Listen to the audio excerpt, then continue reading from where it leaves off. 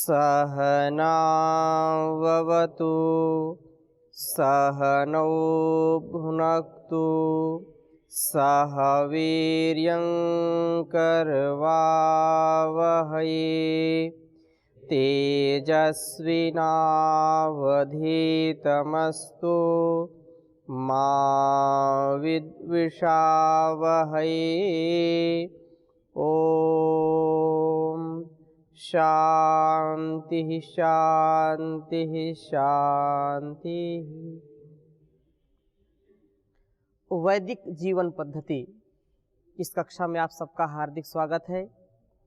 जीवन जीने की कला हम वैदिक परंपरा से सीखते हैं और जैसा ऋषियों ने संकेत किया है वैसा यदि हम अपना जीवन जीते हैं, अपनी दिनचर्या अपनी वाणी व्यवहार करते हैं तो निसंदेह हमारा जीवन सार्थक होता है और हमारे जीवन में स्वतः वह चीज़ घटने लगती है। हम अपने आप में प्रसन्न और हर प्रकार से अपने को पूर्ण पाते हैं।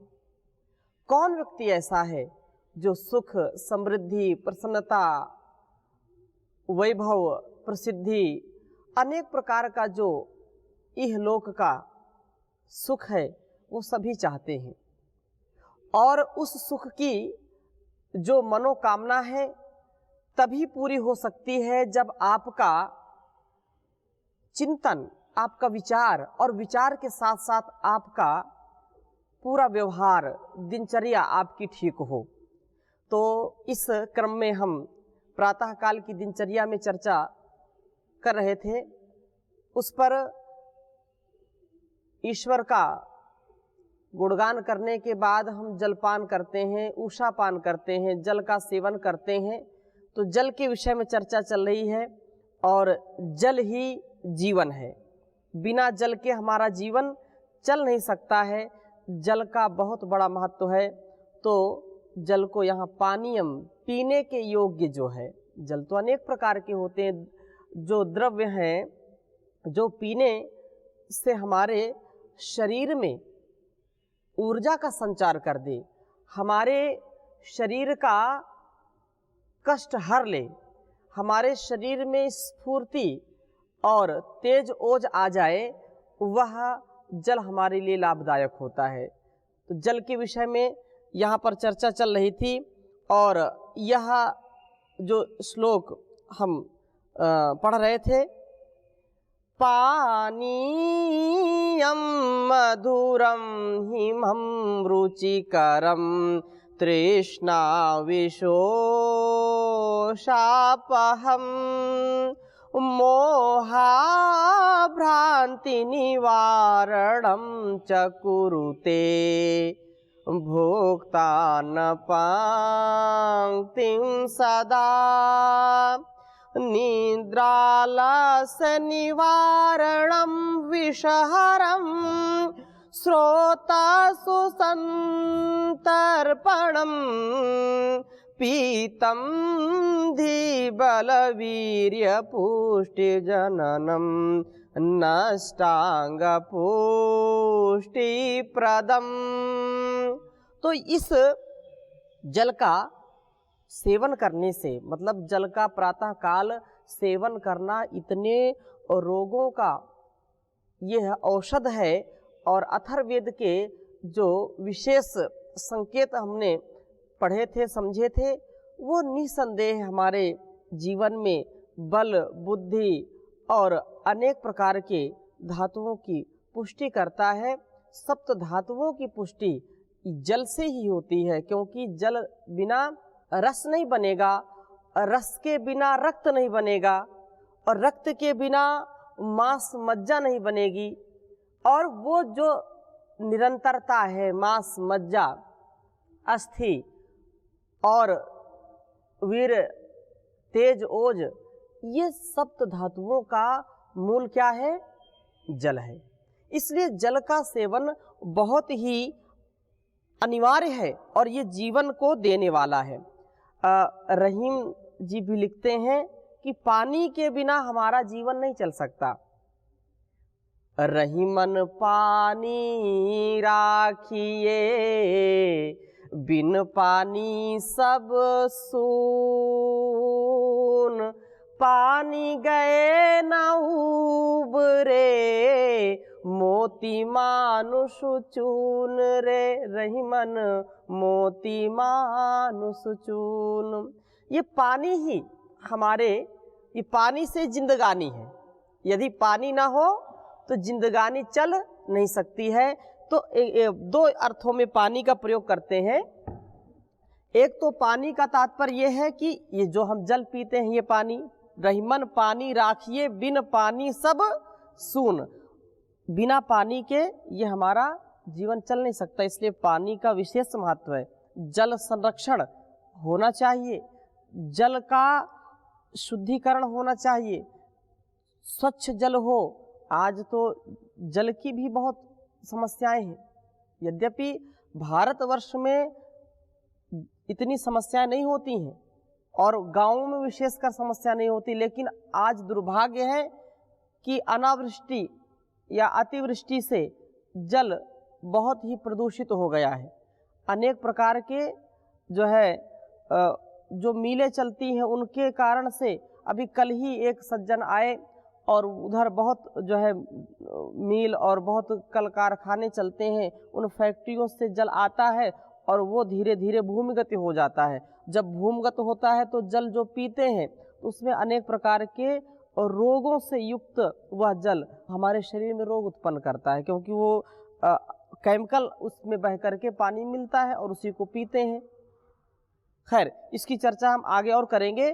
तो जल के विषय में ये कहा कि पानी रखना बहुत आवश्यक है। पानी एक स्वाभिमानता भी है। स्वाभिमान हमारा कभी डिगे नहीं।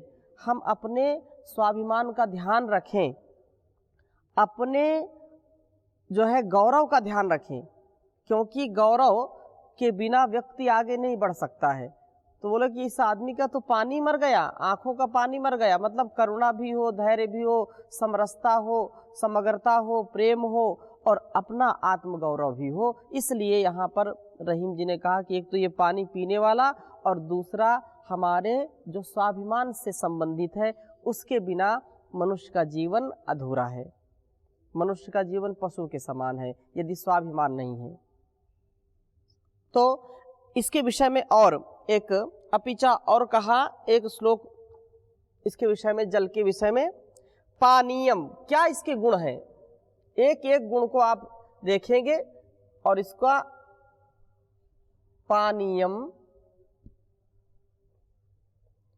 भ्रमनाशनम, भ्रमनाशनम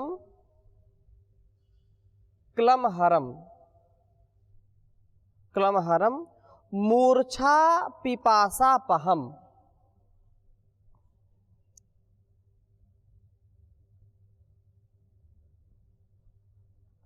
उसी का ये पूरक श्लोक है, मूर्छा पिपासापहम।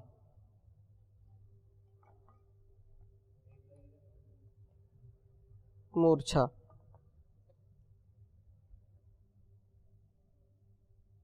मूर्छा पिपासापहम।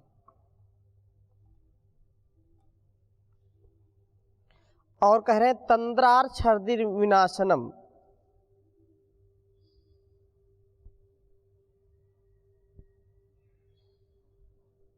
तंद्रा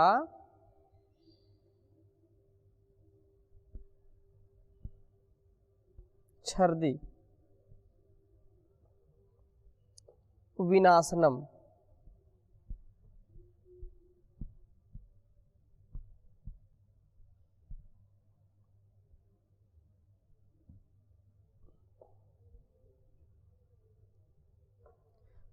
तंद्रा छर्दि विनाशनम बलकरम,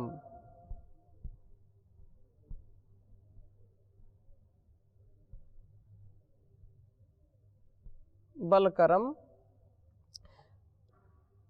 निद्रा तर्पणम, निद्राहरम तर्पणम, निद्रा हरम तर्पणम हृदयम गुप्त रसम, हृदयम गुप्त रसम,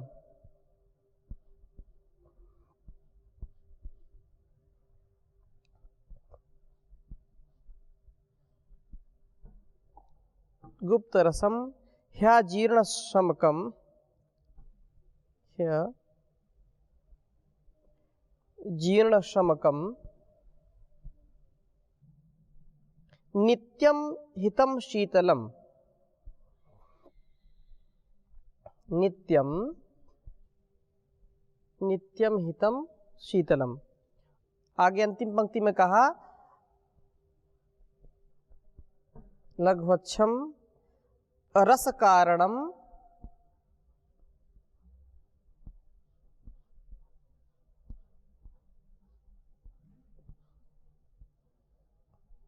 रस कारणम निगदितम पीयूषवत जीवनम,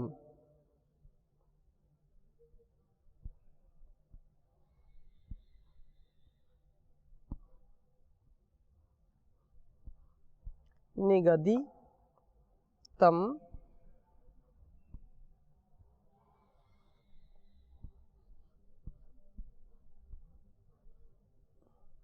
पीयूषवत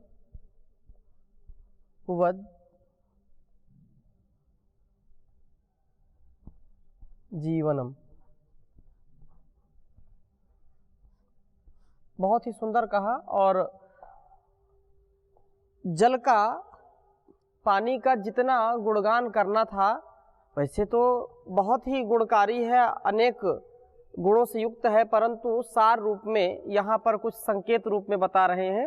आप उच्चारण कर सकते हैं, बहुत ही अच्छा श्लोक है। पानीयम भ्रमनाशनम क्लमहरम,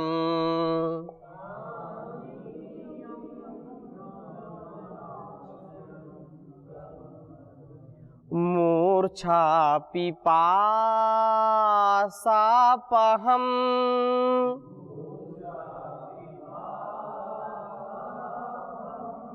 तंद्राच्छर्दि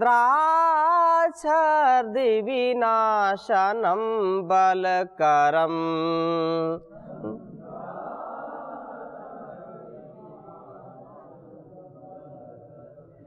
निद्राहरम तर्पणम,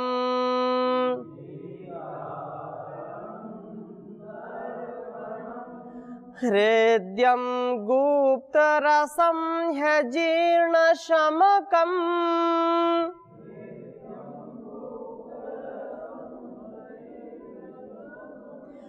नित्यम हितम शीतलम,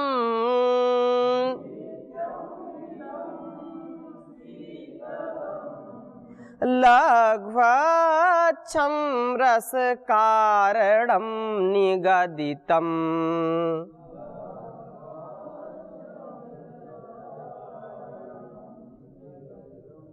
पीयूषवा जीवनम,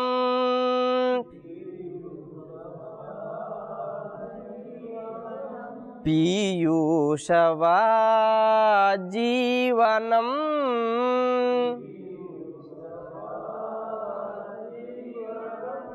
ध्यान दीजिए, पानीयम भ्रमनाशनम, ये जो जल है पानी के विषय में ये बहुत ही विशेष बात कही जा रही है कि पानी भ्रम अर्थात चक्कर आने को नष्ट करता है। व्यक्ति को यदि चक्कर आने लगे तो समय क्या उसको पानी पिलाते हैं या उसका मुख धुल देते हैं तो चक्कर आना बंद हो जाता है। भ्रम, यहाँ पर भ्रम का तात्पर्य समझ में आई बात कि चक्कर आना, व्यक्ति उसको सिर घूमने लगे तो उसको थोड़ा सा पानी पिलाएं, मुंह उसका धुले, इससे उसका भ्रम नाशनम, वह भ्रम को नाश करता है अर्थात चक्कर आना नष्ट हो जाता है। और क्लमहरम, थकान, जो व्यक्ति क्लांत हो जाता है, थक जाता है, तो उस समय भी यह क्लमहरम थकावट को नष्ट कर देता है। व्यक्ति बहुत पुरुषार्थी है, शारीरिक श्रम करता है तो बीच में थोड़ा सा पानी पीने के लिए जब बैठता है तो पानी पीते ही उसका जो है जो क्लम है, जो शारीरिक थकान उसको महसूस होती है वह दूर हो जाती है, थकावट दूर हो जाती है। मूर्छा पिपासा पहम, मूर्छा अर्थात यदि व्यक्ति मूर्छित हो रहा है, बेहोश हो रहा है, तो उस समय भी उसको जल पिलाएं, उसकी मूर्छा दूर हो जाती है। और पिपासा पहम, पिपासा तो वो तो प्यास तो दूर करता ही जल, पिपासा है, गला सूख रहा है, उसको पानी पिलाएंगे तो वह बिल्कुल ठीक हो जाता है।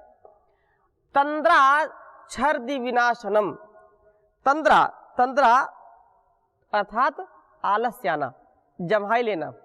बैठे बैठे कभी आप लोग भी, मतलब आप तो ठीक है, कभी कभी आ जाती है जम्हाई, तो इसलिए पास में पानी रखते हैं, एक दो घूंट पानी पी लिया, आलस दूर हो गया।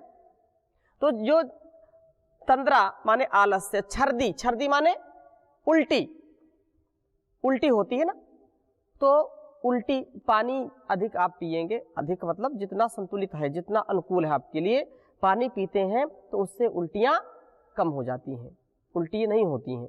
हाँ, कुछ लोगों को रोग विशेष में कि उस समय बिल्कुल उल्टी आ ही रही है और आप पानी ऊपर पानी पिला रहे हैं, तब तो फिर वो कैसे रुकेगा, तो और हो जाएगा। लेकिन इससे बचने का उपाय ये है कि आप जल का सेवन अधिक करें। और ये बलकरम, ये बल इससे बढ़ता है। जैसा मैंने पहले कहा कि ये जल से ही वीर्य की पुष्टि होती है, शरीर में बल आता है। तो ये जल क्या है? बलकरम, बल को देने वाला है। निद्राहरम, नींद यदि बहुत आ रही है तो निद्रा का जो है प्रभाव कम हो जाता है जब आप जल का सेवन करते हैं। तर्पणम, तर्पण हो जाता है वह, निद्राहर और तर्पण होता है, वह व्यक्ति बिल्कुल ऊर्जा से भरपूर हो जाता है। यह हृदयम, हृदय है अर्थात यह अपने जो स्रोत हैं शरीर के उनको शुद्ध करता है। उनमें रक्त संचार जब अच्छा होगा तो वह जो है कभी रुकावट नहीं होगी, कभी हार्ट अटैक नहीं आएगा। और जब स्रोतों में परेशानी हो जाती, स्रोत उसके बंद हो जाते हैं, रक्त संचार ठीक नहीं हो पाता है, तो फिर हृदयाघात होता है। तो ये हृदय के लिए भी बहुत लाभकारी है जल का सेवन। गुप्त रसम, गुप्त रसम का मतलब ये गुप्त रस वाला है, अर्थात ये सारे रसों का मूल है जल। और यह जीर्ण शमकम, जब जीर्ण हो तो जीर्ण की अवस्था में, अजीर्ण की अवस्था में यह जल औषधि का काम करता है। नित्यम हितम शीतलम, यह नित्य ही किसी भी स्थिति में यह हानिकारक नहीं हो सकता है, व्यक्ति के लिए अत्यंत हितकारी होता है जल, और वह शीतल होता है, शीतलता उसका गुण है। आगे कह रहे हैं लघ्वच्छम, ये लघु जल होता है और स्वच्छ होता है। रस कारणम, सभी रसों का ये कारण है। और बाद में कहा निगदिता, माने कहा गया सभी रसों का कारण कहा गया, यहाँ तक कह दिया कि पीयूषवत जीवनम, पीयूष अमृत का पर्याय है। जैसे पहला वाला हमने श्लोक जो है पढ़ा था उसमें अमृत के समान बताया था, तो यहाँ पर भी ये बता रहे हैं कि यह पीयूषवत जीवनम, मनुष्य या सभी प्राणियों के लिए ये जीवनदायक होता है, जीवनी शक्ति इससे प्राप्त होती है जल से। इसलिए जल का महत्व हमारे लिए बहुत उपयोगी है। इसमें किसी का कोई प्रश्न हो तो आप पूछ सकते हैं, पीछे की वाली कक्षा का भी, इसमें भी कोई शंका? जी। ओम स्वामी जी, जी जैसे आपने बताया है, लेकिन जल तो कई प्रकार के हैं, लेकिन बताते हैं जो ज़्यादा जो स्वास्थ्यवर्धक और हितकर जो है वर्षा का जल होता है, और वो भी है। और दूसरा जो है जो सामान्य जल जो है शीतल जल हम ऐसे पीते हैं तो 3 घंटे में पचते हैं, लेकिन वो जब उबाल कर गर्म करके पीते तो 1.5 घंटे में वो पचता है जी। और एक दूसरा है जो बताते हैं जो जल जो है, जो तालाब का जल हो या किसी जल को जो सूर्य के किरण में रख देते हैं उसके प्रभाव से वो ज़्यादा स्वास्थ्यकर होते हैं। जी। तो ये सब है, तो इनके बारे में कुछ और आप बताइए। हाँ, बहुत ही अच्छी बात आपने पूछी है। और इस दृष्टि से जल अनेक प्रकार के होते हैं। वैसे मुख्य रूप से जो है, जो ऋषियों ने बताया है, पानीयम मुनि भी प्रोक्तम दिव्यम भौममिति विद्विधा, मुख्य रूप से दो प्रकार के जल बताए हैं। जैसा आप पूछ रहे हैं, तो पानी के भेद से मुनियों ने दिव्य, अर्थात जो मैंने चर्चा की थी कि वर्षा से जो जल मिलता है वो दिव्य जल होता है, और भौम जो पृथ्वी से पहला जल हो गया, जो आकाश से मिलता है, हमको वर्षा से मिलता है, वो अति उत्तम होता है जल। दूसरा जल जो पृथ्वी से, भौम से, कुएं से निकालने से या नल से निकालते हैं, ये दूसरे प्रकार के जल होते हैं। इसलिए कहा दिव्यम चतुर्विधम प्रोक्तम धाराजम कर्काभवम तौषारम चाहेमम ते सुधारम गुणाधिकम भौमम भवो निगदितम प्रथमम त्रिविधम बुधई जांगलम परमानुपूतम ततः साधारणम क्रमात्। अब इस दृष्टि से, जैसे दो तो मुख्य हो गए जल, एक आकाश से और एक भूमि से, और भूमि से भी प्राप्त होने वाले जलों में फिर अलग अलग उसकी विधाएं हो गई। नदियों का जल है, सागर का जल है, फिर नदियों में भी अलग अलग नदियों का जल है।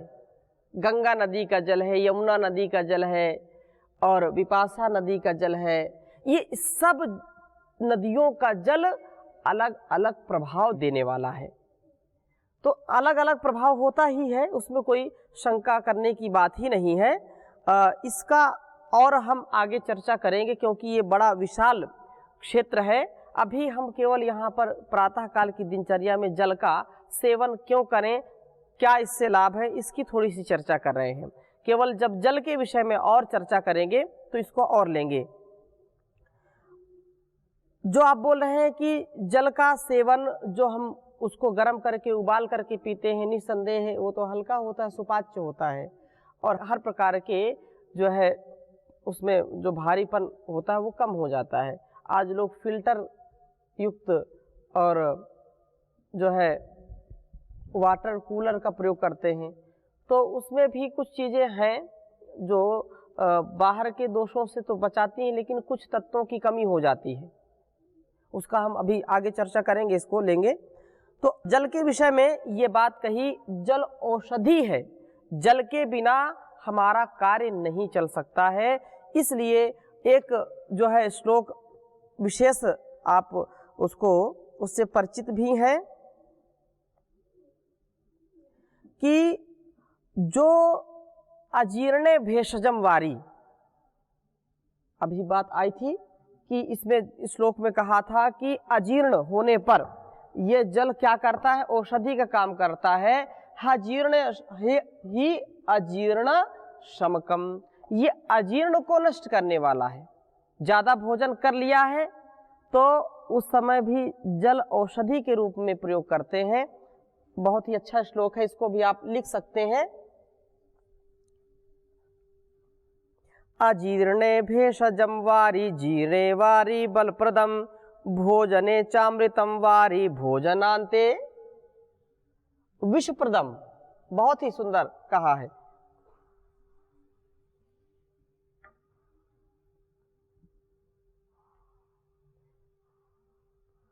जब हम भोजन ज्यादा करते हैं, जल का सेवन नहीं करते हैं, जल की मात्रा कम हो जाती है, तो फिर अजीर्ण होता है।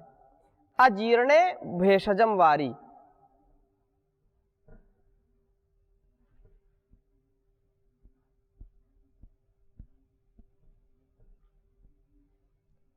अजीर्णे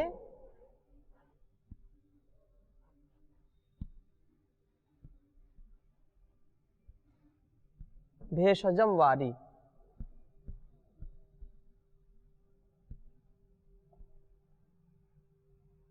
जीर्णे वारी बलप्रदम,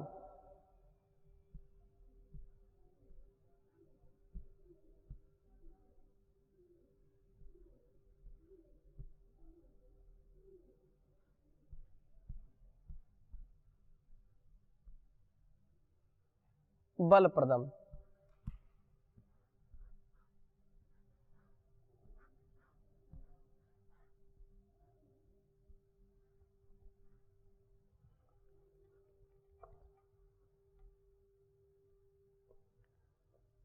भोजनान्ते चामृतम वारी,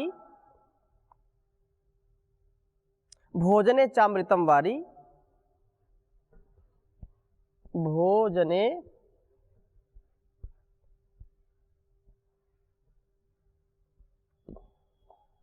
चा अमृतम वारी,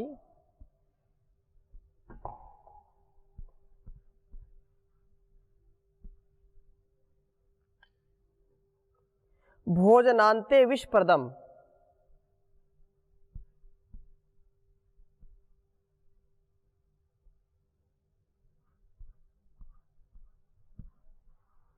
भोजनान्ते विषप्रदम।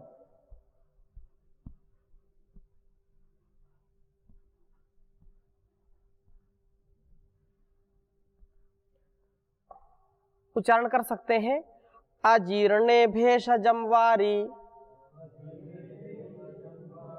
जीर्णे वारी बलप्रदम, भोजने चामृतम वारी, भोजनान्ते विषप्रदम।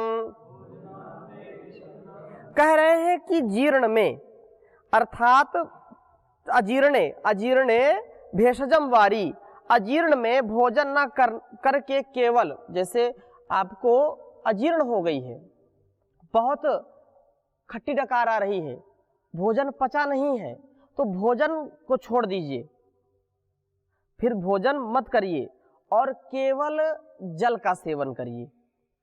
केवल जल का सेवन अजीर्ण में भेषज का काम करता है, औषधि का काम करता है।